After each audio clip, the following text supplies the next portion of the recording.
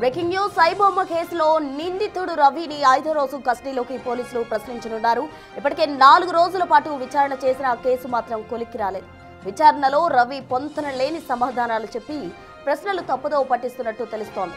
ఆధారాలు ఎదురుగా ఉంచి విదేశాల్లోని సర్వర్లు, యూకే, కరేబియన్ దీవుల్లో పనిచేస్తున్న సిబ్బంది గురించి ప్రశ్నించారు పోలీసులు. డేటా విదేశాల్లో ఉందని దాటవేసినట్టు సమాచారం.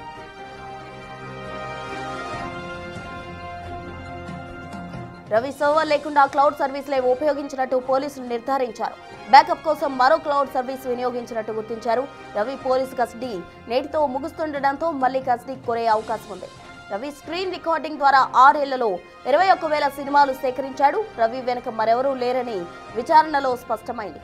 తాజాగా బయటకు వచ్చిన 2 పైరసీ సైట్లతో రవికి సంబంధం లేదని గుర్తించారు పోలీసులు. మూసాపేటలోని నివాసం దగ్గర తక్కువ మందితో రవికి పరిచయం ఉన్నట్టు తెలుస్తోంది. అక్కడ వారికి web designer work from home అని చెప్పుకున్నాడు రవి. ఇతర రాష్ట్రాలకు, విదేశాలకు వెళ్తున్నట్టు చెప్పేవాడు.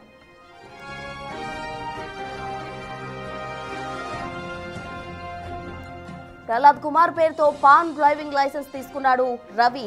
ఇమెయిల్, పాస్వర్డ్స్ ఇవ్వకపోవడంతో ఎథికల్ హ్యాకర్ల సాయంతో డేటా రికవరీ చేశారు. ఓ నటుడికి సవాల్ చేసిన వివాదంపై ప్రశ్నించగా తన సైట్ అందరి దృష్టికి రావడానికి చేసినట్టు ఒప్పుకున్నాడు రవి. ఐబొమ్మ డేటాను పకడ్బందీగా ప్రొఫెషనల్ గా నిర్వహించిన రవి అతి తక్కువ మందితో టచ్ లో ఉండేవాడు. రవిపై సైబర్ క్రైమ్ లో మరో 4 కేసులు కూడా ఉన్నాయి. ప్రిజనర్స్ ట్రాన్సిట్ వారెంట్ ద్వారా మళ్లీ కస్టడీలోకి తీసుకునే అవకాశం ఉంది. విచారణలో రవికి 25 బ్యాంకు ఖాతాలు ఉన్నట్టు గుర్తించారు. బిట్కాయిన్ ద్వారా భారీ లావాదేవీలు చేసినట్టు అనుమానిస్తున్నారు. ఇవాళ వైద్య పరీక్షల అనంతరం కోర్టులో హాజరుపరచబోతున్నారు. ఐబొమ్మ ఇతర సంబంధిత సైట్లపై కూడా పోలీసులు దృష్టి సారించారు. ఆ సైట్లు ఓపెన్ చేసిన వారిని పోలీసులు ట్రేస్ చేస్తున్నారు. 3 నెలల పాటు రవి కదలికలపై నిఘా ఉంచి ఈమెయిల్ లింక్ ఆధారంగా నిందితుడిని పసిగట్టి అరెస్ట్ చేశారు. రవి ఇన్ఫోటెక్ కంపెనీ పేరుతో డొమైన్లు కొనుగోలు చేసినట్టు గుర్తించారు.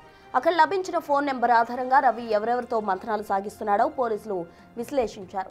ఎక్కువ సమయం విదేశాల్లో గడిపే రవి అప్పుడప్పుడు కూకట్పల్లి నివాసానికి వచ్చి ఓ స్నేహితుడితో కలిసి మద్యం తాగేవాడని తెలుస్తోంది. ఈమెయిల్ లింకుల ద్వారా ఆ మిత్రుడు ఎవరనేది ఆరా తీశారు పోలీసులు. రవి నగరానికి ఎప్పుడొచ్చినా పోలీసులకు సమాచారం వచ్చేలా ఏర్పాట్లు చేసుకున్నారు. ఈ క్రమంలో అతను ఫ్రాన్స్ నుంచి రాగానే మిత్రుడిని కూకట్పల్లిలోని ఇంటికి ఆహ్వానిస్తూ మెసేజ్ పెట్టాడు. దీంతో రవి వచ్చినట్టు నిర్ధారించుకున్న పోలీసులు వెంటనే అదుపులోకి తీసుకున్నారు.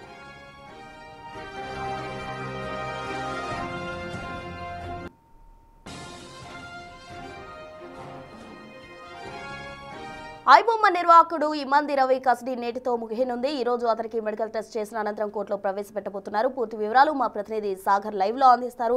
సాగర్, చెప్పండి, ఇమంది రవికి సంబంధించి కస్టడీ ఈ రోజుతో ముగియనుంది.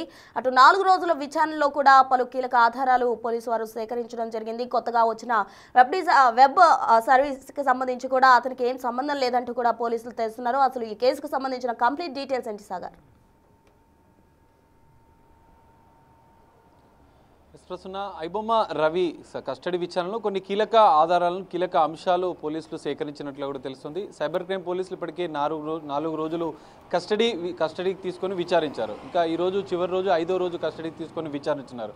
అయితే కీలకంగా ఐబొమ్మ రవికి ఏ దేశంలో సర్వర్లు ఉన్నాయి, అక్కడ ఎవరెవరితో సంబంధాలు ఉన్నాయి, పైరసీ ముఠాను ఏ విధంగా నిర్వహించాడు. ఎందుకంటే కరేబియన్ దీవుల్లో పౌరసత్వం ఉన్నటువంటి ఇమంది రవి అక్కడ కొంతమంది స్టాఫ్ని, సపరేట్ ఆఫీస్ని ఏర్పాటు చేసుకొని ఈ పైరసీ ముఠాన్ని నడిపిస్తున్నట్లు కూడా కొంత సమాచారాన్ని సైబర్ క్రైమ్ పోలీసులు సేకరించిన నేపథ్యంలో విదేశాల్లో ఉన్నటువంటి పైరసీ ముఠాలతో ఎలాంటి సంబంధాలున్నాయి, ఏ దేశంలో, ఎందుకంటే ఇమంది రవి మొదట 2 నెలల క్రితం తనకు సంబంధించినటువంటి వారు హైదరాబాద్లో అరెస్ట్ అయిన వెంటనే తను అప్రమత్తమయ్యాడు. 2 నెలల్లో కూడా తన వద్ద ఉన్నటువంటి డేటాను మిగతా వాటికి పంపించడంతో పాటుగా ఆయన ఎన్ఆర్ఐ అకౌంట్లో ఉన్నటువంటి భారీగా నదును ఇతర ఖాతాల్లోకి బదిలీ చేసినట్లుగా కూడా పోలీసులు గుర్తించారు. అందుకే ఇమంది రవి 100 కోట్లకు పైగా ట్రాన్సాక్షన్ చేసినట్లుగా అనుమానిస్తున్న సైబర్ క్రైమ్ పోలీసులు కేవలం 4 అకౌంట్లలో 20 కోట్ల ట్రాన్సాక్షన్ జరిగినట్లు, మరో అకౌంట్లో ఉన్నటువంటి 3 కోట్ల రూపాయలను సీజ్ చేశారు. అయితే మొత్తం 25 బ్యాంక్ అకౌంట్లలో 35 బ్యాంక్ అకౌంట్లు తన బ్యాంకు ఖాతాలు ఉన్నట్లు కూడా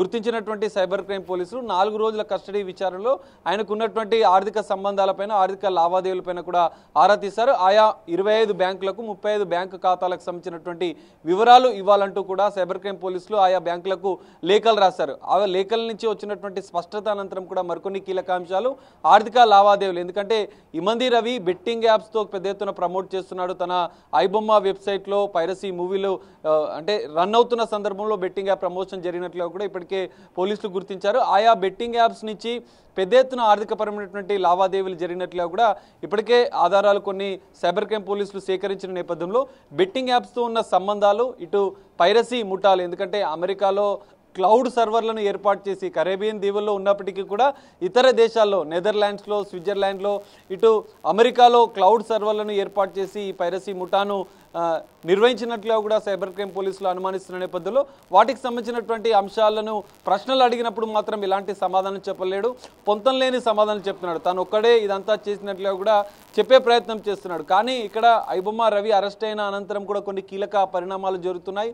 ఐబొమ్మ పేరుతో కొంత ఫేక్ వెబ్సైట్లు కూడా, పైరసీ వెబ్సైట్లు, సినిమాలు ఇంకా రన్ అవుతున్న పరిస్థితి. SBI బ్యాంకుకి సంబంధించినటువంటి ఒక వెబ్సైట్లో ఈ పైరసీకి సంబంధించిన మూవీలు ఆ లింక్స్ ఓపెన్ కావడం, ఇవన్నీ కూడా ఐబొమ్మ రవికి సంబంధం లేకుండా జరుగుతున్న నేపథ్యంలో మిగతా వాళ్ళు ఎవరు ఇదంతా చేస్తున్నారు, ఐబొమ్మ రవికి ఇంకెవరైనా సహకరిస్తున్నారా అన్న కోణంలో కూడా పోలీసుల దర్యాప్తు కొనసాగుతుంది. మరి చివరి రోజు ఎలాంటి అంశాలు వెలుగులోకి వస్తాయి కస్టడీలో అనేది కూడా చూడాల్సిన అవసరం ఉంది. మరో కీలక అంశం, ప్రహ్లాద్ అనే పేరుతో మహారాష్ట్రలో ఫేక్ నకిలీ పాన్ కార్డ్ని, నకిలీ డ్రైవింగ్ లైసెన్స్ని కూడా తీసుకున్న నేపథ్యంలో ఆ కేసులో కూడా మరోసారి అతన్ని అరెస్ట్ చేసి కస్టడీకి తీసుకునే అవకాశం ఉంది. మరి చివరి రోజు కస్టడీలో ఈ 3 అంశాలపైన క్లారిటీ వస్తుందా లేదా అనేది చూడాలి. ఎందుకంటే బెట్టింగ్ యాప్స్తో ఒక అంశం, అంతర్రాష్ట్ర విదేశాల్లో ఉన్నటువంటి పైరసీ ముఠాలతో ఉన్న సంబంధాలు, ఐబొమ్మ రవికి ఇంకా ఎవరెవరు సహకరిస్తున్నారు, ఇక్కడ తెలుగు రాష్ట్రాల్లో కావచ్చు, దేశవ్యాప్తంగా మరికొన్ని మూవీ రూల్స్ వెబ్సైట్తో కొన్ని సినిమాలు కొనుగోలు చేసినట్లు కస్టడీ విచారణలో వెలుగులోకి వచ్చిన నేపథ్యంలో ఇంకా ఎవరెవరు ఐబొమ్మ రవికి సహకరిస్తున్నారు, అంతర్రాష్ట్ర అంటే విదేశాల్లో ఉన్నటువంటి సర్వర్లను ఎవరు మెయింటైన్ చేస్తున్నారు, ఇతనికి ఇంకా అక్కడ ఎవరెవరు సహకరిస్తున్నారు అన్న అంశాలు ఇంకా క్లారిటీ రావాల్సి ఉంది.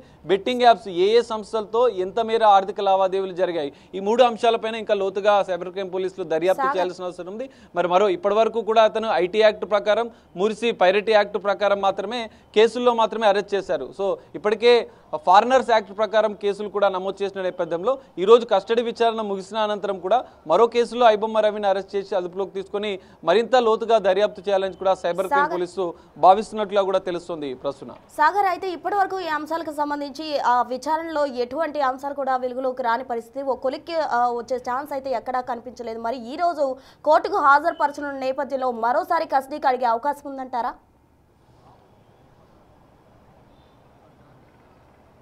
ప్రస్తుతం ఖచ్చితంగా, ఎందుకంటే ఇప్పటి వరకు ఐబొమ్మ రవిని ఐటీ యాక్ట్ ప్రకారం, ఇటు పైరసీ యాక్ట్ ప్రకారం 3 సెక్షన్ల, ఒక మొత్తం 10 సెక్షన్ల ప్రకారం మాత్రమే సైబర్ క్రైమ్ పోలీసులు అరెస్ట్ చేశారు. అదే కేసుల్లో అతను రిమాండ్లో ఉన్నాడు చంచల్గూడ జైల్లో. 5 రోజుల కస్టడీకి నాంపల్లి కోర్టు అనుమతించిన నేపథ్యంలో 4 రోజుల కస్టడీ పూర్తయింది. ఇది ఈ రోజు చివరి రోజు, 5వ రోజు కస్టడీ. అయితే ఈ 3 అంశాలపైన బెట్టింగ్ యాప్స్ సంస్థలతోని ఆర్థికపరమైనటువంటి లావాదేవీల అంశం, ఆయా సంస్థల నుంచి ఎన్ని కోట్ల రూపాయలు లావాదేవీలు జరిపారు, వాటిని ఏం చేశాడు, ఎందుకంటే ఎన్ఆర్ఐ అకౌంట్లలో కూడా పెద్ద ఎత్తున లావాదేవీలు జరిగినట్లుగా ఉన్న నేపథ్యంలో మరికొన్ని ఫారినర్ యాక్ట్ ప్రకారం కూడా తనపైన కేసులు నమోదు చేశారు. మహారాష్ట్రకు సంబంధించినటువంటి ప్రహ్లాద్ పేరుతో నకిలీ పాన్ కార్డు తీసుకున్నాడు, డ్రైవింగ్ లైసెన్స్ తీసుకున్నాడు. సో మరికొన్ని కేసులు కూడా తనపైన నమోదైన నేపథ్యంలో వాటిలో ఆ కేసుల్లో కూడా వారిని ఇమంది రవిని అదుపులోకి తీసుకొని విచారించే అవకాశం కనిపిస్తుంది. కస్టడీ విచారణ, 5 రోజుల కస్టడీ విచారణ పూర్తయిన అనంతరం కూడా మిగతా కేసులో ట్రాన్సిట్ వారెంట్ తీసుకొని అతన్ని అదుపులోకి తీసుకొని మరింత లోతుగా ఈ 3 అంశాలపైన లోతుగా దర్యాప్తు చేయాలని భావిస్తున్నారు. కొన్ని కీలక అంశాల మీద ఇంకా క్లారిటీ లేదు, పొంతం లేని సమాధానాలు చెప్తున్న నేపథ్యంలో తాను ఒక్కడే ఇదంతా చేసినట్లుగా కూడా చెప్పే ప్రయత్నం చేస్తున్నాడు. ఎందుకంటే మిగతా వాళ్ళని తప్పించే ప్రయత్నం ఏమైనా ఐబొమ్మ రవి చేస్తున్నాడా అన్న అనుమానాలు కూడా సైబర్ క్రైమ్ పోలీసులకు బలపడుతున్న నేపథ్యంలో సో అంతర్జాతీయంగా ఉన్నటువంటి వివిధ దేశాల్లో క్లౌడ్ సర్వర్లను ఏర్పాటు చేసి పైరసీ ముఠాను నిర్వహించిన నేపథ్యంలో అక్కడ ఎవరెవరు ఇమంది రవికి సహకరిస్తున్నారు, ఇంకా ఐబొమ్మ పేరుతో నకిలీ ఫేక్ వెబ్సైట్లు కూడా ఇంకా మరికొన్ని పుట్టుకొస్తున్న నేపథ్యంలో వాటికి ఐబొమ్మ రవికి ఇలాంటి సంబంధాలు ఉన్నాయి, ఎవరెవరు అతనికి సహకరిస్తున్నారు, బెట్టింగ్ యాప్స్ యాప్స్ సంస్థలతో ఎలాంటి సంబంధాలు ఆర్థికపరమైనటువంటి లావాదేవీలు జరిగాయన్న అంశాలు ఇంకా క్లారిటీ రావాల్సి ఉంది. ఇంకా ఎవరెవరు ఇక్కడ ఉంచి సహకరించారు, పైరసీ సినిమాలను ఎవరైతే రికార్డ్ చేసి పంపించారో సినిమా థియేటర్లో వారు ఇంకా ఎవరెవరు ఉన్నారు, అందులో ఇంకా ఎవరెవరు సహకరించారన్న అంశాలు, ఈ 3 అంశాలపైన ఇంకా లోతుగా దర్యాప్తు చేయాల్సి ఉన్న నేపథ్యంలో మరో కేసులో, ఎందుకంటే ఫారినర్స్ యాక్ట్ నమోదు చేశారు, ఈ మరోవైపు fake PAN card, fake driving licence వేరే అతని పేరుతో తీసుకున్న నేపథ్యంలో ఈ 2 కేసుల్లో మరోసారి ఇమంది రవిని కస్టడీకి తీసుకున్నారు. అందులో కూడా అరెస్ట్ చూపించి కస్టడీకి తీసుకొని ఆ కేసులో కూడా విచారించే అవకాశం ఉంది. ప్రధానంగా ఎన్ఆర్ఐ అకౌంట్లలో పెద్ద ఎత్తున లావాదేవీలు ఇతర అకౌంట్లకు మళ్లించినట్లుగా కూడా ప్రధానంగా కీలకంగా 4 రోజుల కస్టడీ విచారణలో గుర్తించిన నేపథ్యంలో వాటిపైన ఇంకా లోతుగా దర్యాప్తు చేయాల్సి ఉంది. వాటిని ఒకవేళ ఛేదిస్తే, ఎందుకంటే బ్యాంకులకు లేఖ రాశారు కాబట్టి ఆ 35 బ్యాంక్ అకౌంట్లకు సంబంధించినటువంటి స్టేట్మెంట్లు కావచ్చు, ఆర్థిక లావాదేవీలకు సంబంధించిన క్లారిటీ వస్తే బెట్టింగ్ యాప్స్ సంస్థలతో ఎంత మేర లావాదేవీలు చేశాడన్న అంశాలపైన కూడా క్లారిటీ వచ్చే అవకాశం ఉంది. సో అందులో భాగంగానే సైబర్ క్రైమ్ పోలీసులు ట్రాన్సిట్ వారెంట్ కింద మిగతా కేసుల్లో అరెస్టు చూపించి అందులో కూడా కస్టడీకి తీసుకొని విచారించాలని భావిస్తున్నారు. మరి చివరి రోజు కస్టడీ విషయంలో అయినా కూడా ఈ అంశాలపైన క్లారిటీ వస్తుందా, లేదంటే మరో కేసుల్లో అరెస్ట్ చేసి కస్టడీకి తీసుకొని విచారిస్తే ఈ అంశాలు వెల్లడవుతాయి అనేది మాత్రం చూడాల్సిన పరిస్థితి ప్రస్తుతం. Right Sagar, thank you. మొత్తంగా ఐబొమ్మ నిర్వాహకుడు ఇమంది రవికి సంబంధించిన కస్టడీ ఈ రోజుతో ముగినుంది. ఈ రోజు కోర్టులో ప్రవేశపెట్టబోతున్నారు. మరి జనత్ ట్రాన్సిట్ ద్వారా ఆయనకు మళ్ళీ కస్టడీ కోరే అవకాశం ఉంది. అయితే ట్రాన్సిట్కి సంబంధించి మళ్ళీ కస్టడీకి అనుమతిస్తుందా కోర్టు లేదా అన్నది వేచి చూడాలి.